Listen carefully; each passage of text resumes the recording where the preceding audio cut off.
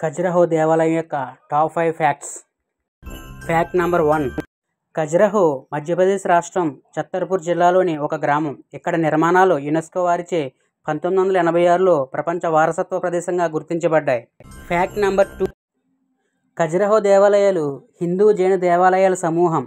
దీనికి ఆ పేరు సంస్కృత భాష నుండి వచ్చింది. సంస్కృతంలో ఖజార్ అనగా ఖర్జూరము అని అర్థం. Fact number 3. ఇండియాలో ఆగ్రా తర్వాత ఎక్కువ మంది సందర్శించే క్షేత్రం ఖజురహో. ఇండో ఆర్యన్ కళకు అర్థం పట్టే శిల్ప వైభవం ఇక్కడ చూస్తాం. Fact number 4. 16వ శతాబ్దంకి ఖజురహో వైభవం అంతా హారత కర్పూరం అయిపోయింది. 1838 వరకు దీని గురించి బయట ప్రపంచానికి తెలియదు. కానీ బ్రిటిష్ సర్వేయర్ టిఎస్ బట్ పల్లకిలో వెళుతూ ఉంటే అది ఉరిగి పడిపోతే బాగు చేయిస్తూ ఈ కళాఖండాలను చూసి ఆశ్చర్యపడ్డాడు. భారతదేశంలోని అన్ని దేవాలయాల వైభవం ఇక్కడే దర్శించవచ్చు అని రిపోర్ట్ రాశాడు. Fact number 5. ఈ ఆలయాలపై బూతు బొమ్మలు అధికం.